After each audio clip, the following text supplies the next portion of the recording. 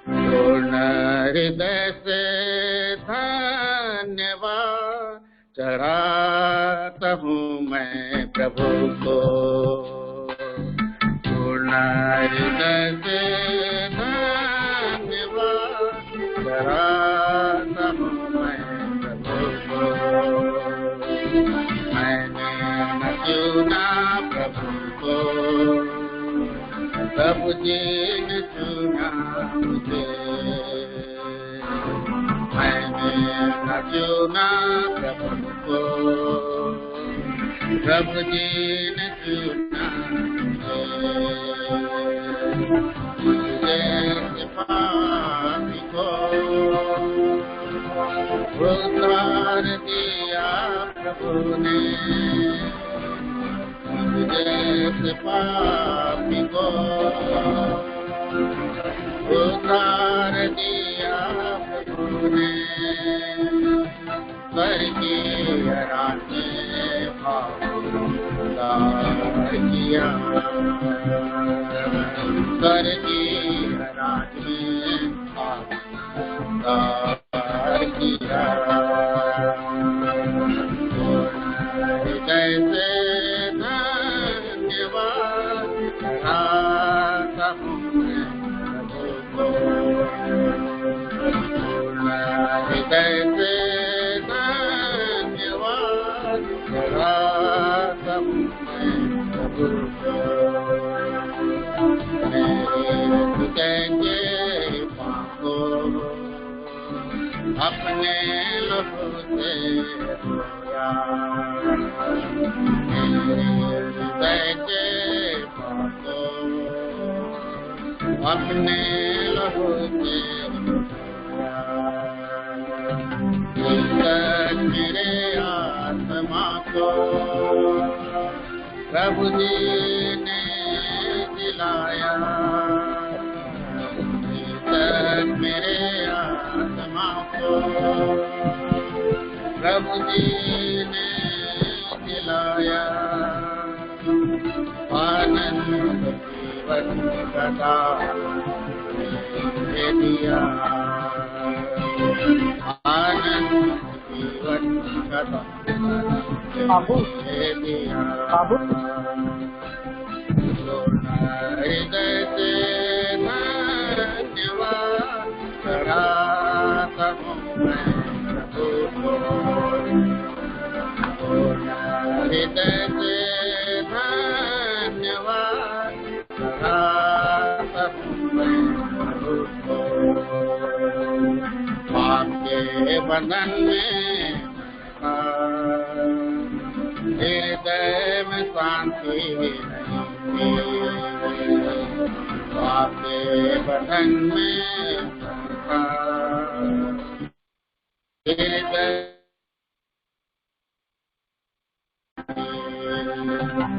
मैंने मान लिया, निर्दोष हो गए होया।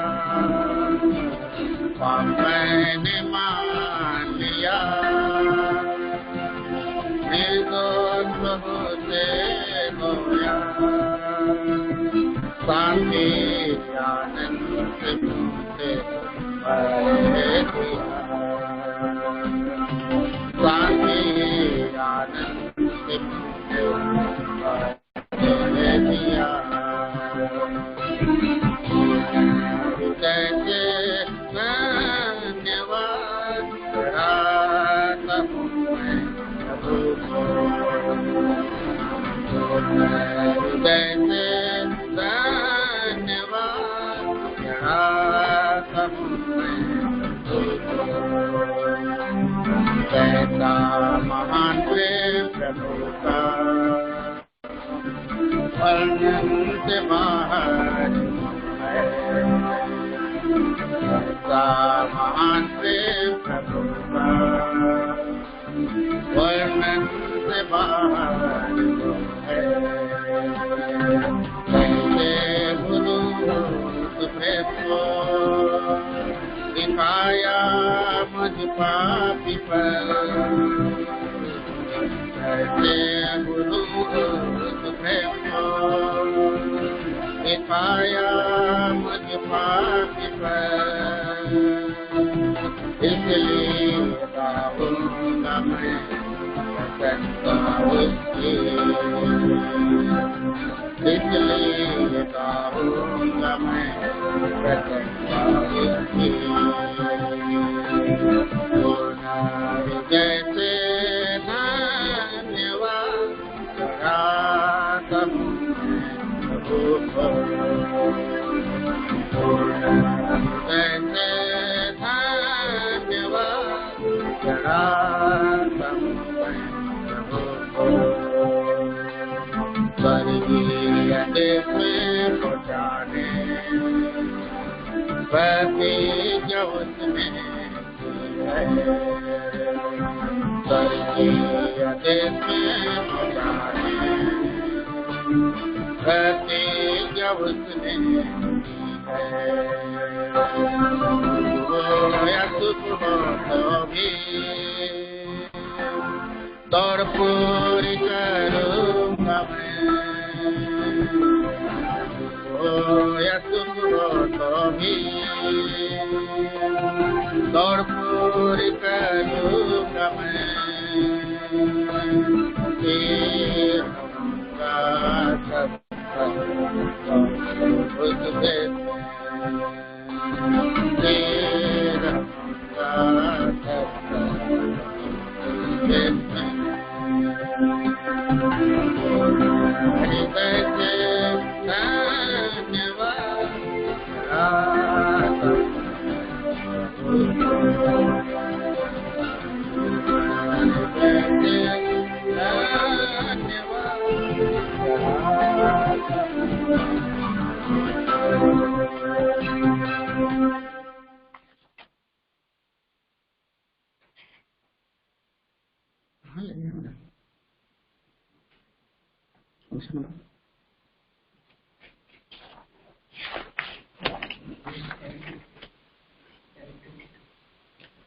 $722 722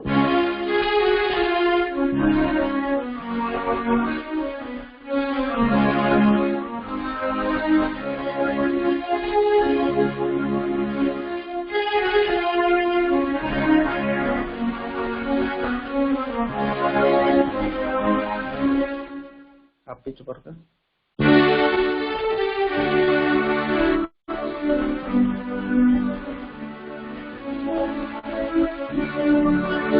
ये जीवन इसके लिए बलिदान तुझे करना है, ये जीवन इसके लिए बलिदान तुझे करना है।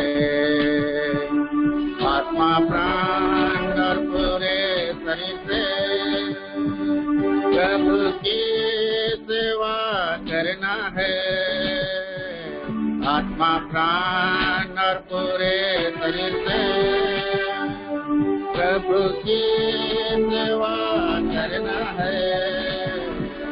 ये जीवन इसके लिए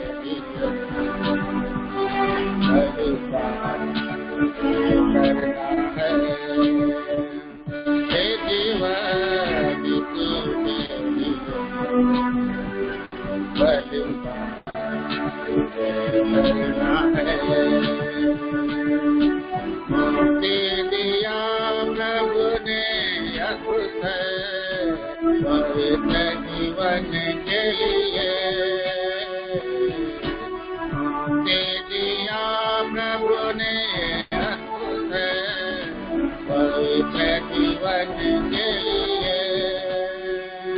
तेरा शरीर परमेश्वर का अब मंदिर बना है, तेरा शरीर परमेश्वर का अब मंदिर बना है, पवित्र उससे रखना है, पवित्र उससे रखना है। ये जीवन इसके लिए बलिदान करना है, ये जीवन इसके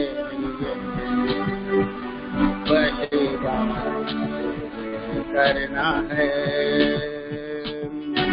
शरीर की ज्योति तेरी आंखें है, मलिन चीजें ये ना देखे। शरीर की ज्योति तेरी आंखें है, मलिन चीजें ये ना देखे। बुरी बातें देखने से मलिन विचार आते हैं, बुरी बातें देखने से मलिन विचार आते हैं। सारा तेरा होता है, सारा तेरा होता है। ये जीवन यीशु के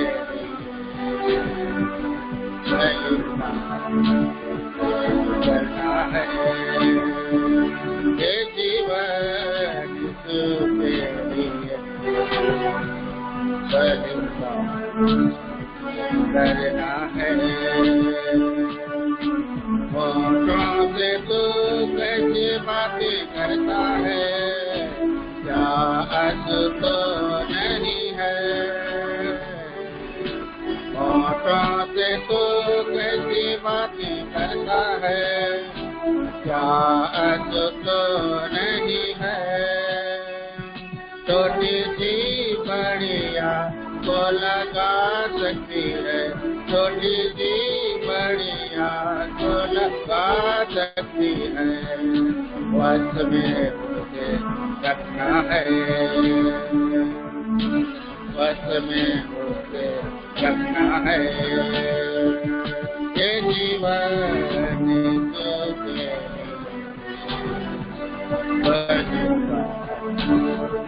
करना है। ये जीवन के लिए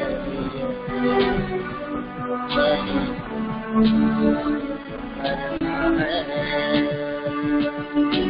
हाथों से तू कैसे काम करता है, प्रभु क्या तुझसे खुश है। हाथों से तू कैसे काम करता है, प्रभु क्या तुझसे खुश है। तेरे जीवन के हर काम प्रभु की गवाही है, तेरे जीवन के हर काम प्रभु की गवाही है। नमूना का क्या तू है, नमूना का क्या तू है। ये जीवन के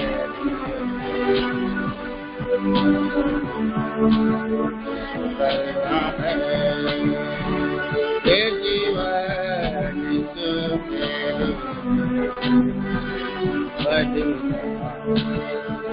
करना है। संगति तो कैसे जग में रखता है, पाँव तेरे कहाँ जाते हैं।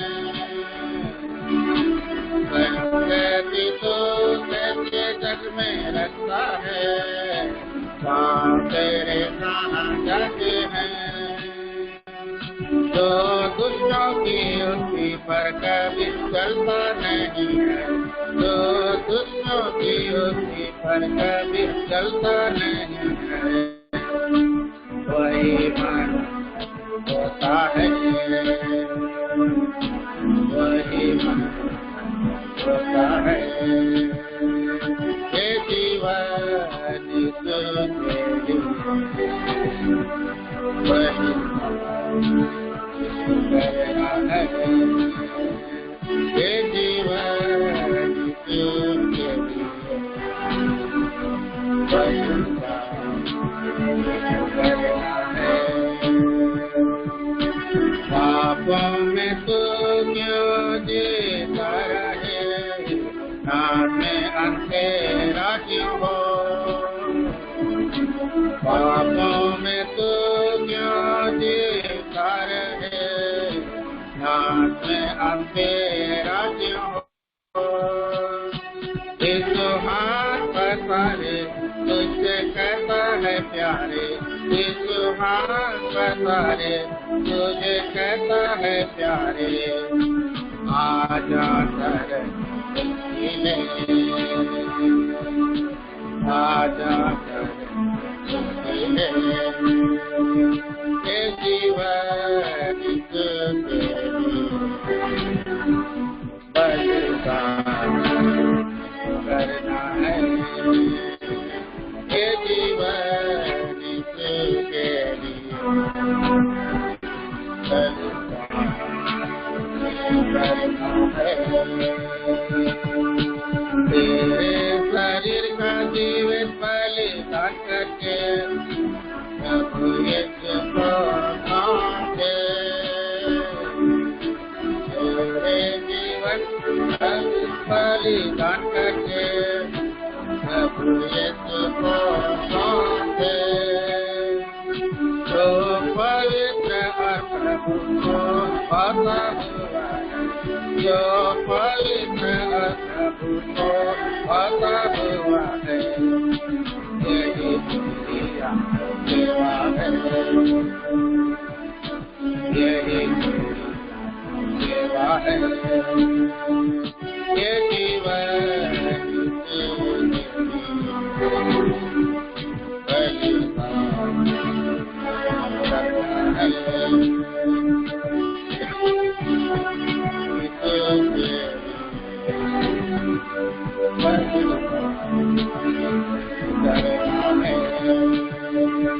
आत्मा प्राण और पूरे सहित प्रभु की सेवा करना है, आत्मा प्राण और पूरे सहित प्रभु की सेवा करना है, ये जीवन बलिदान करना है, ये जीवन बलिदान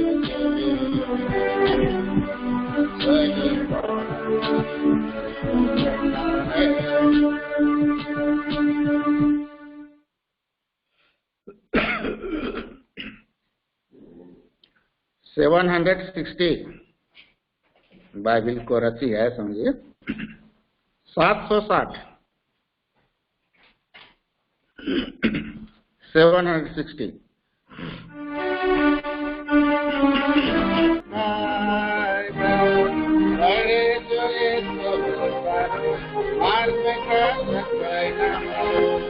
दुनिया में सबसे प्यारी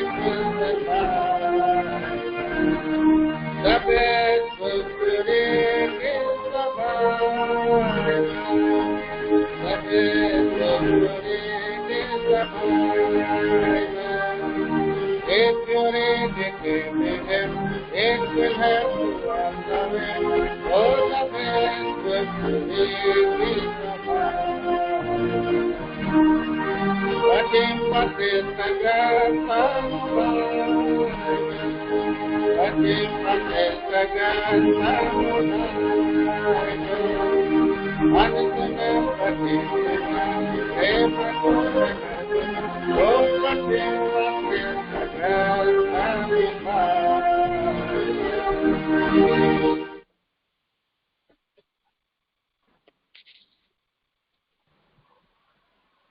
सबको जय मसीह की। जय मसीह की। टुडे वचन बाइबल स्टडी के लिए Joshua chapter 20 verse 8 we'll read all together. Joshua 20 verse 8। आइए हम यहोशू की किताब 20 अध्याय 8 वचन हम इस साथ मिलकर के पढ़ेंगे।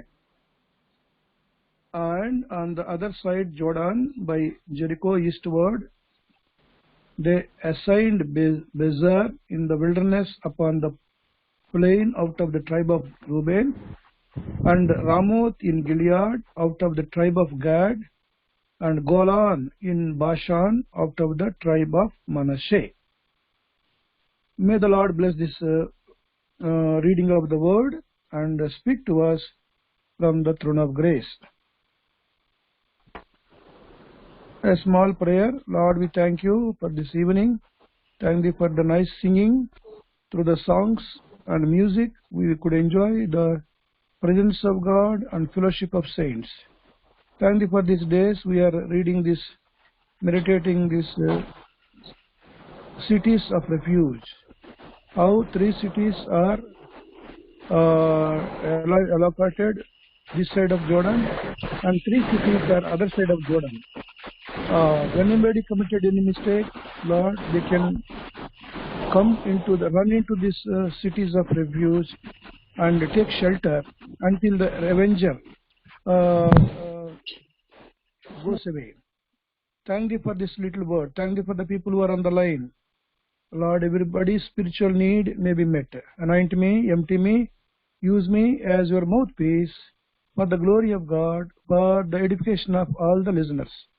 Committing this evening time ministry, message, and thy word in the name of our Lord and Savior, Jesus Christ, we pray. Amen. Amen. Well, last week we saw 4th city of refuge, that is Beser. पिछले सप्ताह में हम चौथा और शरण नगर जिसे हम Bezer कहते हैं ध्यान किया था. The 4th one is other side of Jordan. That means not in Israel, other side of Jordan, non-Israel country. दूसरा चौथा जो शरण नगर है वो इस्राएली स्थान में नहीं है, अन्य जातियों के स्थान उस ओर है यर्दन के. So 3 cities in Judea and that is Israel, and 3 cities in non-Judea Anya country. God has equally allocated these cities. तो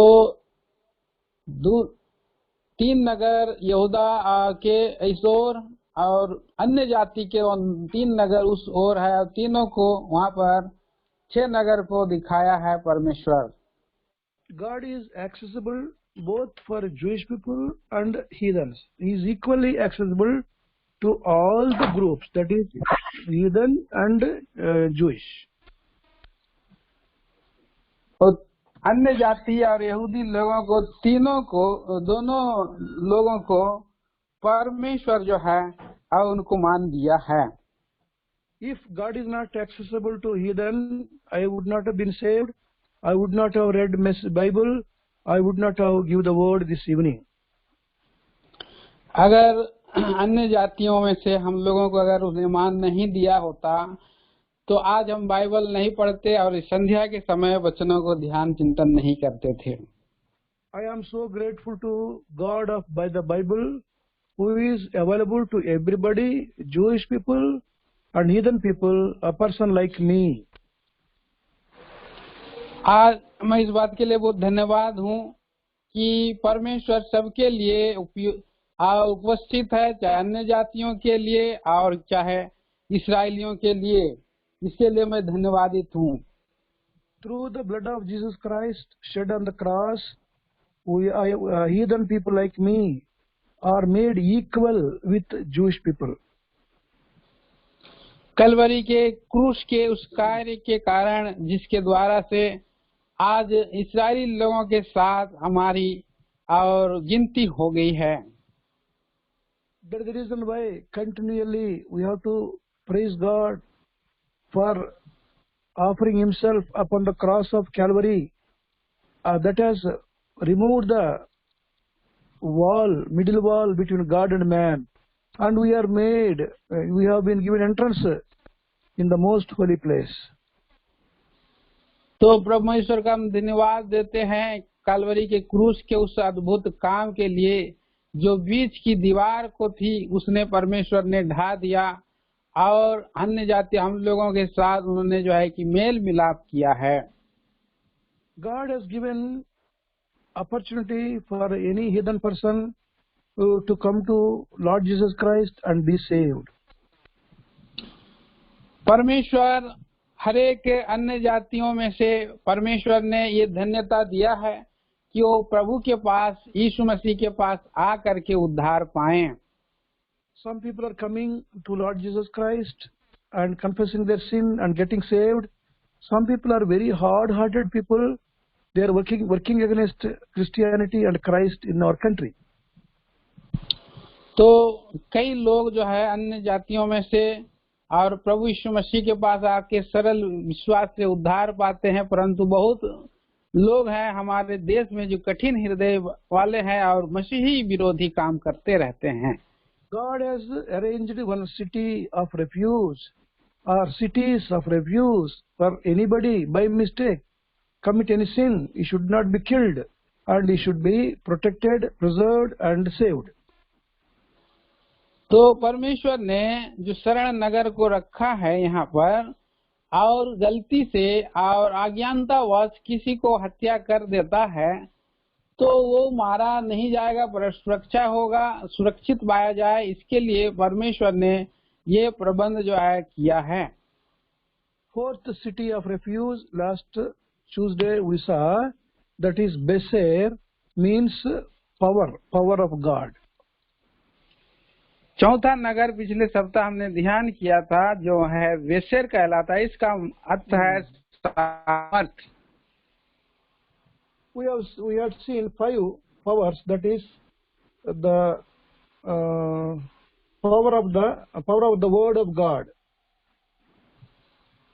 हमने 5 और सामर्थ को देखा है, और उसमें परमेश्वर का वचन का सामर्थ। We have already seen at length there is a great power in the word of God when we read, when we meditate. और जब परमेश्वर का सामर्थ को हम पाते हैं जब बाइबल पढ़ते हैं और उसका हम ध्यान करते हैं। Second one is the power of the cross. दूसरा सामर्थ पर क्रूस की शक्ति है। And third one, power in the Holy Spirit. तीसरी सामर्थ पवित्र आत्मा की शक्ति है। Fourth one, the power in the resurrection power. There is power in resurrection. चौथा सामर्थ पुनरुत्थान की सामर्थ है। Fifth one, there is a power in the blood of Jesus Christ. पांचवा सामर्थ लहू की सामर्थ को बतलाता है।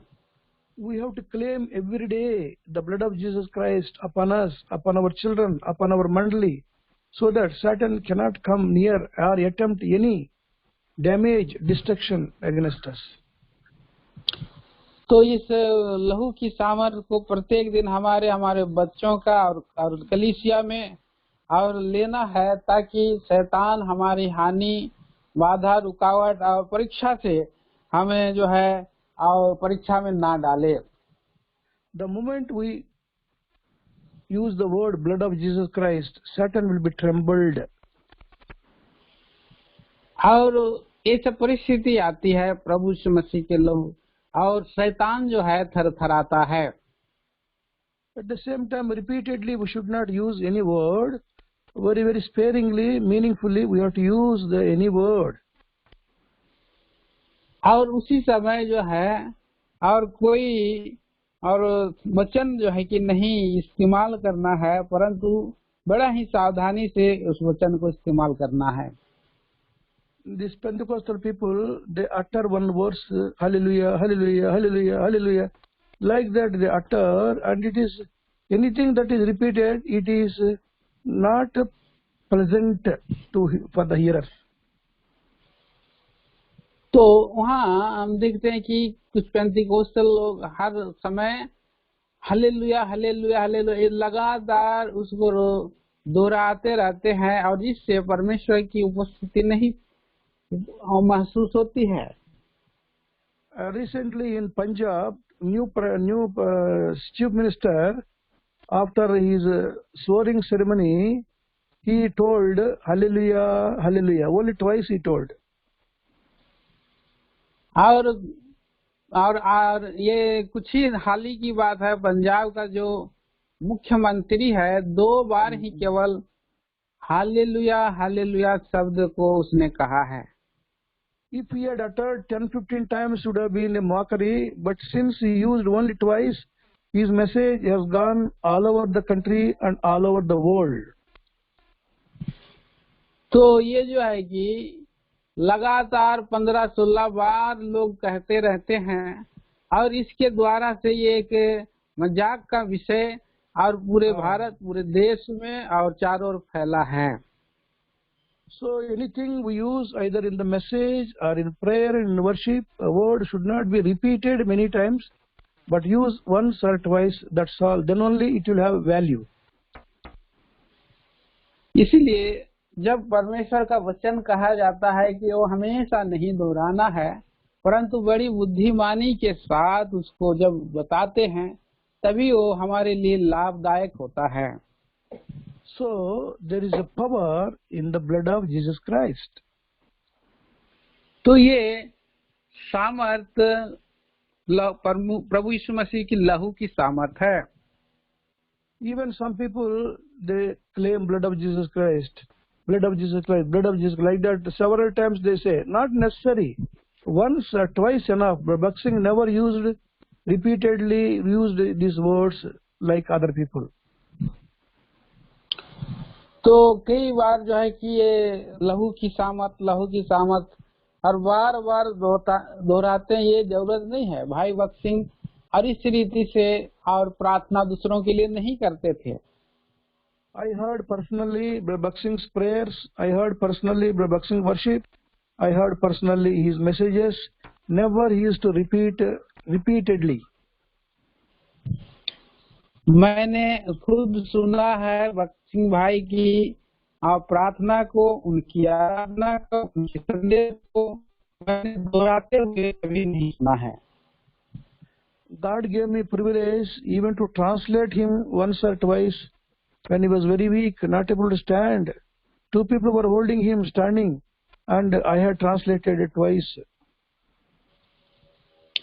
तो मैं परमेश्वर का धन्यवाद दी हूँ जो प्रभु के दास का संदेशा को अनुवाद करने का और अनुग्रह पाया हूँ। और क्योंकि बहुत दुर्बल थे, उनको 2 भाइयों उठा करके चलते थे, उस समय मैं उनकी अनुवाद किया हूँ। Those who are matured enough, people, men of God, they don't repeatedly use any word. They use only once, twice. That will be more powerful.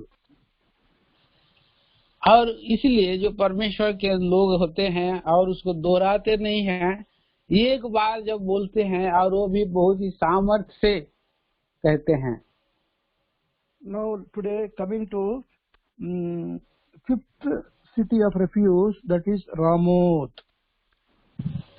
अभी हम 5वां शरण नगर जो रामोत कहलाता है उसको ध्यान करेंगे। It is there in Gilead. Ramoth in Gilead. That is what is written. Ramoth in Gilead. वहाँ लिखा है रामोत, गिलियाद के रामोत को। And later on we find the same word, Ramoth Gilead. The same Ramoth in Gilead is also known as Ramoth Gilead. और उसके बाद हम लोग के जगह में देखते हैं करके लिखा है Ramoth Gilead.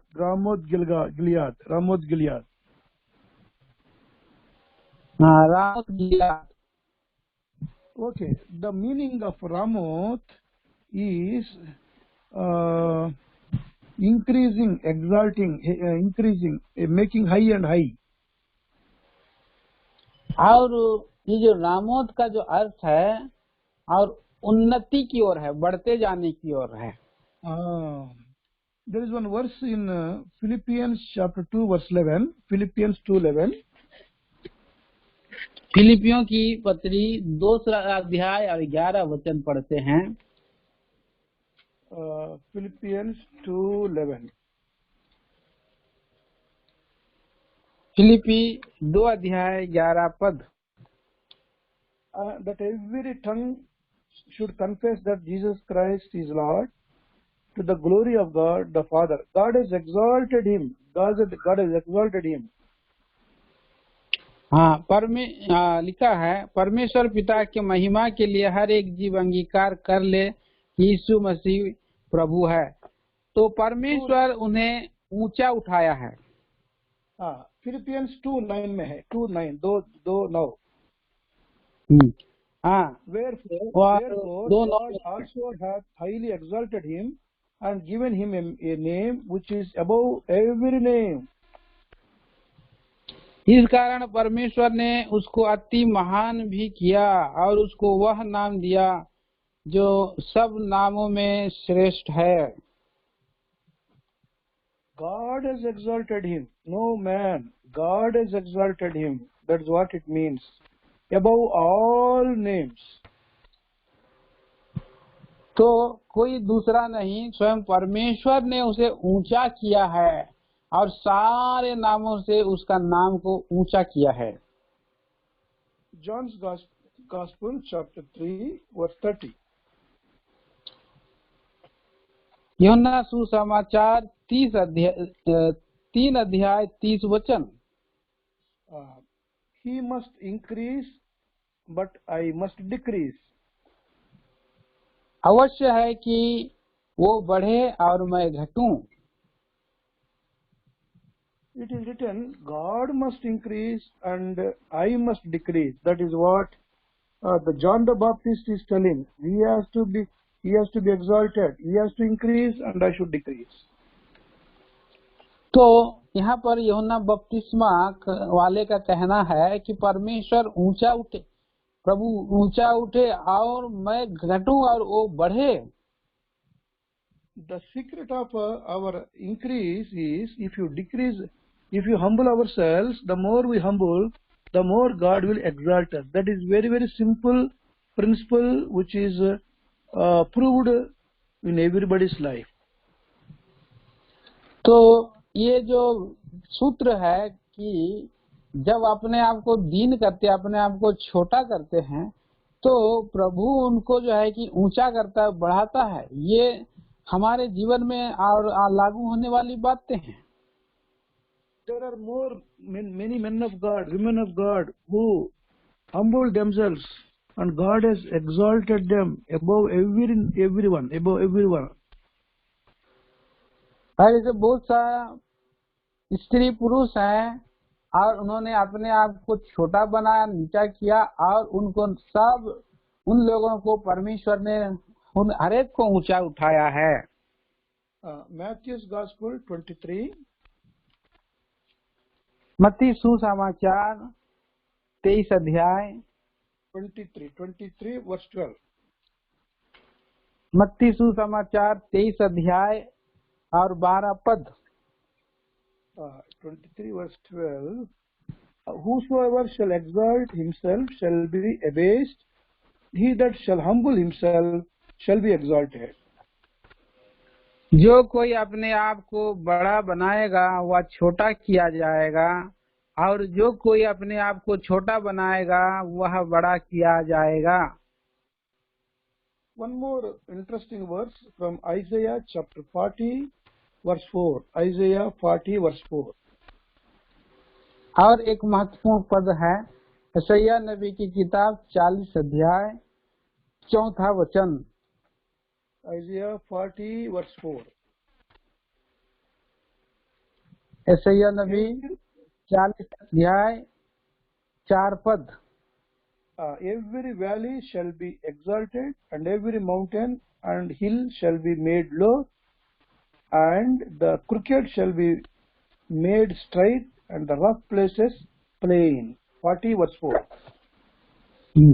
हर एक तराई भर दी जाए, हर एक पहाड़ और पहाड़ी गिरा दी जाए, जो टेढ़ा है वह सीधा और जो ऊंचा नीचा है वह चौरस किया जाए। A wonderful verse it is. There is a lot of spiritual meaning. Every valley shall be exalted. और एक अद्भुत शब्द वचन पद है कि हरेक और ऊंचा, हरेक नीचा तराई भर दी जाए, ऊंचा किया जाए। Unless we go through the life of experience of valley, the mountain hill experience won't come. The important thing is that we should go through the life of valley, that is humbling ourselves, going through suffering, going through all sort of attacks. That's how we have to go through life of valley. तो जो पहाड़ आने से पहले तराइयां जरूर आती है। ये तराई जो है दुख को बतलाता है। बिना तराई आए और ऊंचे स्थान पहाड़ तक नहीं जा सकते। It is written, some valleys will be exalted. It is not written. It is written, every valley shall be exalted. यहाँ पर लिखा है कि कुछ तराई भर दी जाए, ऐसा नहीं लिखा है, पर लिखा है हर एक तराई भर दी जाए। I can be a valley, you can be a valley, everybody can be a valley. If we are valley, that means going through suffering, we are humbling, low state we are, very bad state we are, but when we humble ourselves, every valley shall be exalted. तो इसका मतलब है मैं भी एक तराई गड्ढे पे हूँ, आप भी गड्ढे पे हैं, और हर एक गड्ढे पे हैं। तो अपने आप को जब दीन नम्र करते हैं तो उस तराई को भर देता है, ऊंचा करता है। It is also written, every mountain and hill shall be made low. और जो ऊंचे किए हुए हर एक पहाड़ पहाड़ी उसको छोटा गिरा दिया जाएगा। Those who are like mountain, running on high places, not humbling themselves, not coming to Jesus Christ, not obeying Him, a day will come, God will bring them low, God will pull them down, they will be made low. तो अभी जो बड़े बनने के लिए दौड़े चले जा रहे हैं और ऊंचा उठना कोशिश कर रहे हैं, परंतु एक दिन आएगा और प्रभु यीशु मसीह करेंगे कि उनको छोटा कर देंगे, हर एक ऊंचाई को छोटा कर देंगे, ढाया जाएगा। So whoever enters into this city of Ramoth, refuge, God is telling that you are in a life of valley, but humble yourself, God will raise you, God will exalt you. That is what the message God is giving through Ramoth. तो ये जो रामोत एक शरण नगर के बारे में हमसे क्या संदेशा देता है कि हो सकता है तराई में जा रहे हो, परंतु अपने आप को जब इस परिस्थिति में जाते हैं तो प्रभु आपको ऊंचा करेगा, दीन करेगा। God is not a respecter of any person. He is impartial. God is, whether we are black or white, educated, uneducated, poor or wealthy, God is same, accessible to everybody. तो परमेश्वर बिना पक्षपात के काम करता है। वो पक्षपात नहीं करता है, वो सबों से, चाहे वो अनपढ़ हो, चाहे पढ़ा लिखा हो, चाहे गरीब हो, चाहे धनी हो, चाहे ऊंचा हो, चाहे नीचा हो, और सबसे प्रभु एक समान बर्ताव करता है। Whoever humbles himself, God says, I will exalt them, I will elevate them.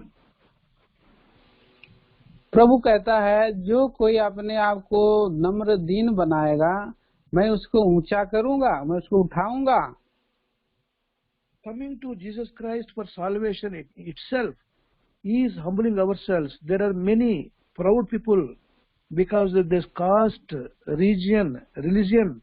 They are so proud, they are not willing to humble themselves and come to Lord Jesus Christ. तो आज बहुत सारे लोग हैं जो हटीले लोग हैं, क्योंकि उनको जो है अपने जाति पर और ऊंचे पद पर घमंड होता है, अपने आप को दीन बनाते नहीं हैं। और प्रभु उनको even among Christians there are unbelievers who are not born again. By religion they are Christians, but they are not saved, they are not, their pride is not broken, and they are not humbling themselves. इतना तक कि हमारे मसीही और मसीहों में भी बहुत से हैं जो अपने आप को बहुत ही घमंड से चलते हैं, अपने आप को दीन नहीं बनाते, अपने आप का हृदय टूटापन नहीं है, और ऐसे लोग हैं।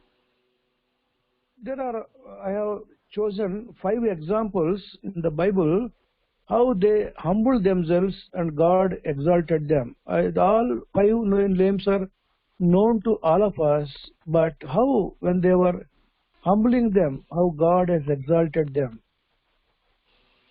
तो आज संध्या के इस समय 5 ऐसे बाइबल के उदाहरण को देखते हैं, देखेंगे जो उन्होंने अपने आप को दीन बनाया है और परमेश्वर ने कैसे उनको ऊंचा उठाया है।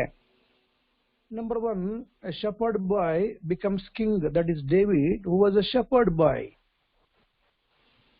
पहला नंबर है वो चरवाहा बालक है, वो है Dawood. There are 8 children to his father Jesse. David was a last by 8th son. तो उनके पिता के 8 लड़के हैं, लेकिन दाऊद उस सब में से छोटा लड़का है, 8वां number. He was a shepherd boy. His father told him, go and take this sheep to the fields and be with them, you sleep with them, you walk with them, and you be among them. तो पर उसका पिता ने उसको दाऊद को आज्ञा दिया है, तो उन भेड़ बकरियों को ले जा और उसको चारा, उसी के साथ खाना खाना, उसी के साथ बैठना, उसी के साथ सोना, उन्हीं के बीच में आपको रहना है। His brothers are already in Saul's army. Other Saul maybe was studying or doing something. But last boy, Chota, small boy, he humbled himself. Whatever father said, he has done it. उनके बड़े भाई थे, उनके पिता के और भी वो लड़के थे जो बड़े भाई थे, वो कुछ लोग सेना में गए थे, कुछ पढ़ रहे थे, कुछ काम कर रहे थे, लेकिन दाऊद तो अपने आप को दीन किया और उसकी पिता की आज्ञा को माना है।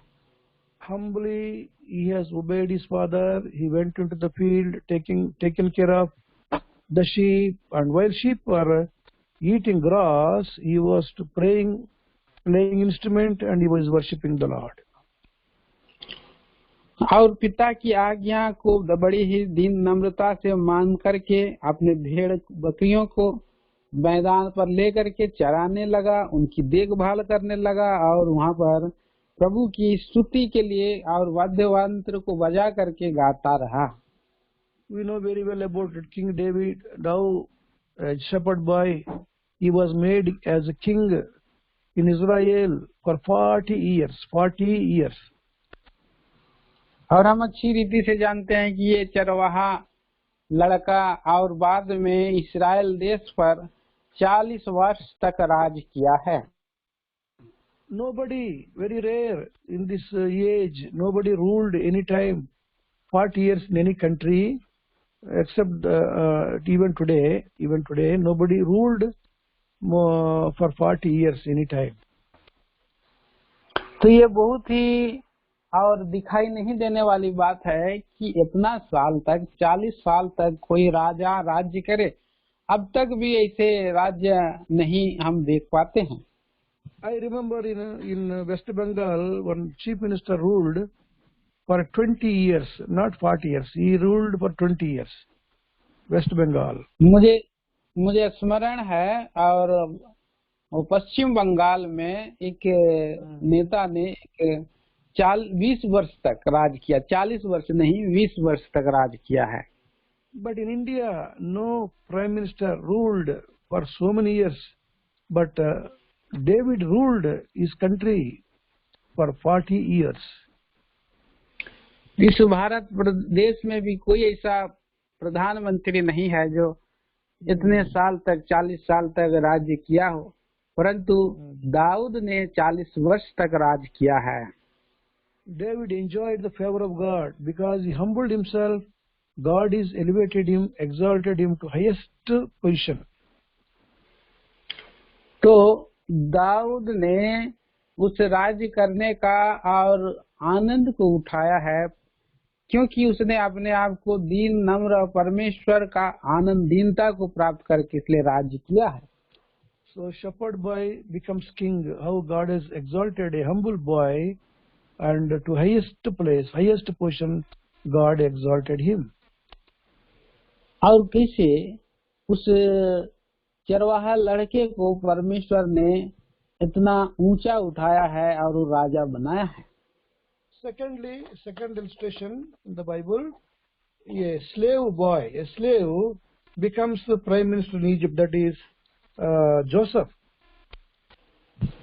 और दूसरा उदाहरण हम गुलाम लड़के को देखते हैं और परमेश्वर ने इतना ऊंचा उठाया कि वो उस मिस्र देश का प्रधानमंत्री बना है।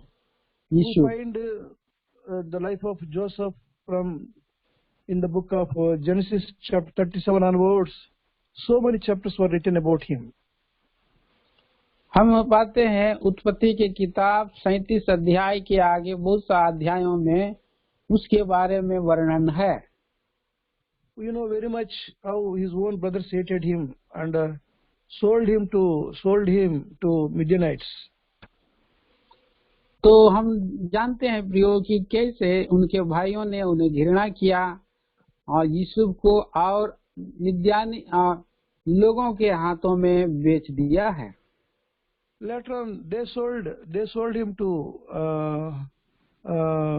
Potiphar, and there he was as a slave boy. He was a servant boy, slave. तो बाद में इन मिद्यानियों ने क्या किया है, पोतीपर को पोतीपर के यहाँ गुलामी लड़का के रूप में बेच दिया है। When he was faithfully serving in the house of Potiphar, he was put into prison for no reason, for no fault of him. और जबकि उसने बड़े ही विश्वास योग्यता के साथ पोतीपर का सेवा किया है और बिना कारण से उसे बंदी गृह में कोई भी गलती नहीं था, फिर भी उसे डाला गया। He was put into prison because he refused to commit sin, and instead of appreciating him, instead of awarding him, instead of rewarding him, he was put into prison. तो उसने कोई और पाप नहीं किया, बुराई नहीं किया, अच्छा काम और उसने किया, उसको जो है प्रतिफल देने के बजाय में उसको और बंदी गृह में डाला है। His life has become so miserable from slavery. He has gone to prison as a bondage in the bondage. उसके जीवन की दुर्दशा को हम देखते हैं, बड़ा ही दुखदायी परिस्थिति में वो गया है। इतना देखियो एक बंधुआ और मजदूर था और उसके बाद बंधुआई में भी गया है, जेल में बंदी गृह में गया है। Wherever he was, he humbly worked, humbled himself and served his master. While he was humbling, God is also looking at him, and little by little, God has taken him and God has elevated him to highest position. We know very much. हम इस बात को बड़ी अच्छी रीति से जान लेना है कि जब कभी भी हम दीन बनते हैं, छोटी छोटी बातों में हम लोग अपने आप को दीन और खाली करते हैं प्रभु, और वैसे ही स्थानों से धीरे धीरे ऊंचा और उठाने लगते हैं। When we see this men of God, how they suffered, how they humbled, how God has elevated them, that gives us a wonderful hope that whatever may be my life of valley, God will bring me to the highest position. और इस उदाहरण से हम, इस गुलाम लड़के के उदाहरण से हम देखते हैं, जबकि हम ऐसे दुख और परिस्थितियों में जाते हैं, तो तराई के उस जीवन में जाते हुए हैं, तब परमेश्वर भी वहां से उसको ऊंचा करने लगते हैं। This slave boy who was put into prison, he has grown. God has taken him to the highest position in Egypt. He became prime minister next to Pharaoh. तो इसी तरह से इस गुलामी लड़के को हम देखते हैं, जबकि उसने कठिन और दुखदायी परिस्थिति में गया है, तो भी उसको परमेश्वर ने ऊंचा किया है और मिस्र में दूसरा राजा, दूसरा फिरौन, मतलब सेकेंड स्थान मिला है उसको। Because he was having fear of God, wherever he was, whether it is in Egypt or anywhere, God has blessed that country because of Joseph who was having fear of God. और इसलिए कि और परमेश्वर ने वहाँ आशीष दिया है, मिस्र में हो या कहीं और भी, क्योंकि हम देखते हैं कि फिर और यूसुफ जो है परमेश्वर का भय मानने वाला व्यक्ति था। If we have fear of God, wherever we are, God not only blesses us, bless our land wherever we are. Through us, God will bless the land. इसलिए कि जब हम भी परमेश्वर का भय मानते हैं, न केवल हमें आशीष देता है, हमारे द्वारा हम जिस स्थान में जहाँ भी रहते हैं उस स्थान को भी परमेश्वर आशीषित करते हैं। Third illustration, a security gatekeeper is made prime minister. तीसरा उदाहरण, एक और जो वॉचमैन है, सिक्योरिटी वाला, और वो प्रधानमंत्री बना है। That is Mordecai. We know very well the story of Mordecai in the book of Esther. और हम जानते हैं और उसको एस्तर की पुस्तक में मोर्देकाई के बारे में जानते हैं। Mordecai was so humble at the gate every day, watching everyone going inside, coming outside, and watching, and anybody is plotting against king, he was communicating to the king's palace. So humbly Mordecai was there at the gate.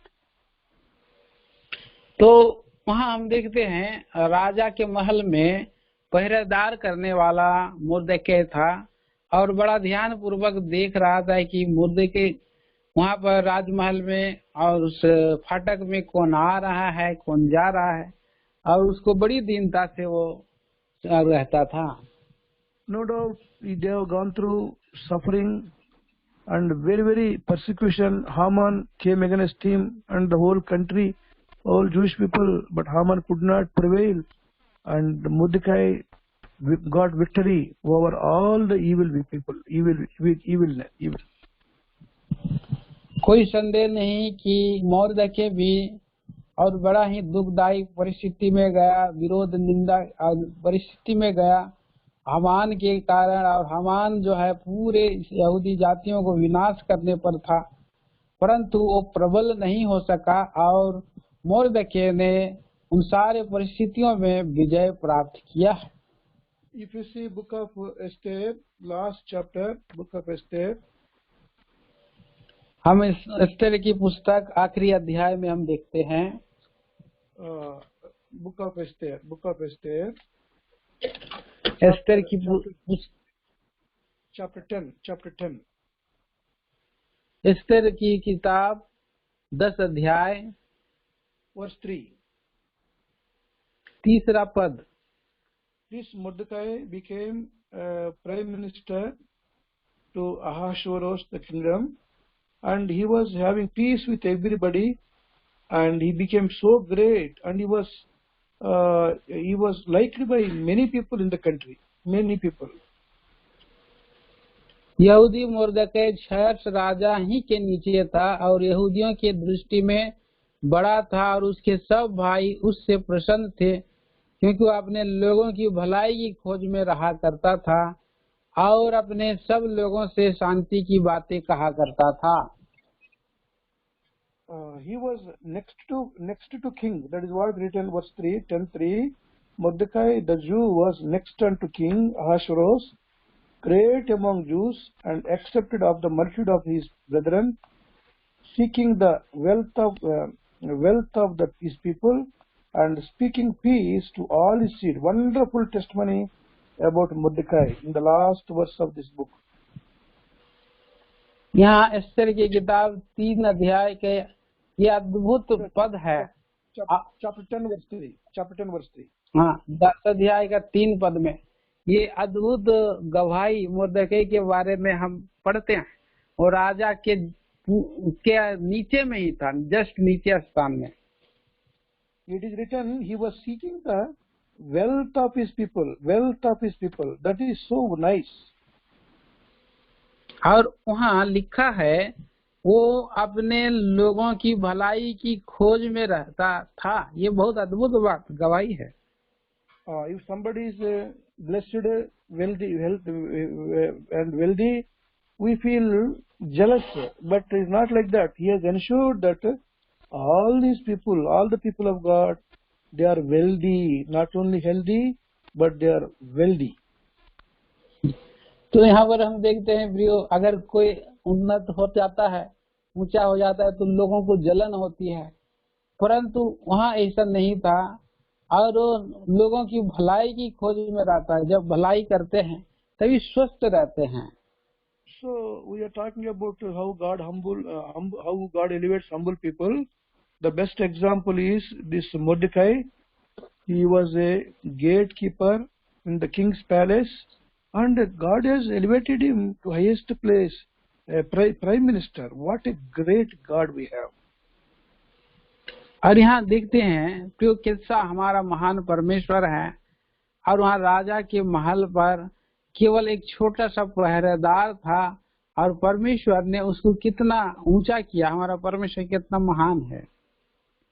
Fourth example, a gleaning widow, young widow, gleaning widow, became the owner of that same land, that is Ruth. और चौथा उदाहरण हम देखते हैं, जो रूत स्त्री है और वो एक खोजने वाली, ये बटोरने वाली स्त्री है। Ruth chapter 2 verse 2, she goes to the field and gleaning for herself and for her mother-in-law. हम रूथ की पुस्तक दूसरा अध्याय का दूसरा पद में देखते हैं, और वहाँ लिखा है, रूथ की पुस्तक दूसरा अध्याय दूसरा पद, मैं पढ़ देता हूँ शब्द 2। मोआबिन रूत नोआमी से कहा, किसी खेत में जाने की जो मुझ पर अनुग्रह की दृष्टि करे और उसके पीछे पीछे मैं सीला बिनती जाऊं। सीला बिनना। And you know the story very well. Wherever he gleaned, and because of her humble life, because of how she humbled herself and bent and gleaned, and she became the owner of that land. Wonderful God, wonderful experience. और यहाँ पर देखिए प्रियो, कैसा जहाँ कहीं भी जाती थी और बड़े दीनता नम्रता से वो सीला बिनने जाती थी, और तभी परमेश्वर ने उसे और भूमि पर परमेश्वर ने उसे आदर दिया है। We see Book of Ruth chapter 4 verse 13. Boaz married Ruth. और हम देखते हैं 4 अध्याय का 13 पद में उसी रूत की किताब में बोआज ने रूत से विवाह कर लिया है। Ruth speaks of a believer. Boaz speaks of Lord Jesus Christ. Ruth विश्वासियों को संबोधित है और बोआज हमारा प्रभु यीशु मसीह को संबोधित किया गया है। Our heavenly Boaz, Lord Jesus Christ, is so kind to come down to everybody, poor and needy, and not only grants salvation, and he gives elevation. He blesses everybody. हमारा स्वर्गीय बोआज प्रभु यीशु मसीह अपने आप को नम्र और दीन बना करके जरूरतमंद और दीन लोगों का न केवल उद्धार करने के लिए परंतु उनको ऊंचे स्थान में ले जाने के लिए आया है। Not only that, she was instrumental for the Lord Jesus Christ to be born in that genealogy. और वो केवल और अनुग्रह ही उसमें नहीं पाई है, आशीष ही नहीं पाई रूत, परंतु प्रभु यीशु मसीह उसी के वंशावली से प्रभु यीशु मसीह जन्म हुए हैं। We know Ruth chapter 4, last verse 21, Boaz begat Obed, Obed begat Ishai, and Ishai Jesse, Jesse begat David. और उसी 4 अध्याय का 22 पद में हम पढ़ते हैं, और ओबेद से ईसे और ईसे से दाऊद उत्पन्न हुआ है। And from the genealogy of David, Jesus Christ was born. और दाऊद के द्वारा और प्रभु यीशु मसीह उसी गोत्र में जन्म लिया है। If you see Matthew's Gospel chapter 1, in this genealogy, we find the name of Ruth in the genealogy of Lord Jesus Christ. हम मत्ती के पहले अध्याय में जब हम पढ़ेंगे तो वहाँ पर पाएंगे कि उसी वंशावली में रूत का भी नाम आया है। Matthew chapter 1 verse 5. मत्ती सुसमाचार पहला अध्याय और 5 पद। We find name of Ruth in the genealogy of Lord Jesus Christ. What a wonderful, humble life she led, how God has elevated and exalted her. यहाँ हम पाते हैं रूत को प्रभु यीशु मसीह के वंशावली में नाम लिखा गया है। क्या अद्भुत, और परमेश्वर ने रूत को ऊंचा किया है। Fifth one, Daniel and his friends, they were so insignificant in that land. How? Because of their uncompromising godly life, how God has elevated them. और 5वां, हम दानियल और उसके मित्रों के बारे में हम देखते हैं कैसे उन्होंने अन्य देश में और अपने आप को परमेश्वर के अधीनता भय में और जीवन बिताया है। परमेश्वर ने उसको ऊंचा किया है। Rich food that king eats and wine that king drinks, that was offered to these young people. They humbled themselves. They told, no, we don't want it. We'll take only water. We'll take only vegetables. And test us. After, when they tested, they are found 10 times better than the other people. तो जबकि राजा का खाने की वस्तु में से और राजा के पीने के और मदिरा में से उनको दिया जा रहा था, लेकिन उन्होंने मना किया, नहीं, हमें केवल पानी और हमें साग पात ही दिया जाए। और हमारी परीक्षा की है। जब उन्होंने 10 दिन तक परीक्षा किया तो 10 गुना अन्न से और अधिक ज्योतिर्मय वो दिखाई दिए। We are aware. Daniel was made prime minister, and his 3 friends, they were made judges in that country. और हम इस बात को ध्यान करना है कि कैसे जब उन्होंने परमेश्वर ने उनको ऊंचा उठाया तो उनके 3 मित्र और उसी देश में और न्यायी के रूप में वहाँ पर और अधिकारी बने हैं। These young people in the foreign land, they led a humble life. How God has exalted them to highest positions in Babylon. और उन 3-4 और जवानों ने कैसे अपने आप को दीन नम्र जीवन और उन्होंने जिया है, और परमेश्वर ने उनको उस प्रदेश में और ऊंचा उठाया है। How they were humbled in Babylon, their names were changed.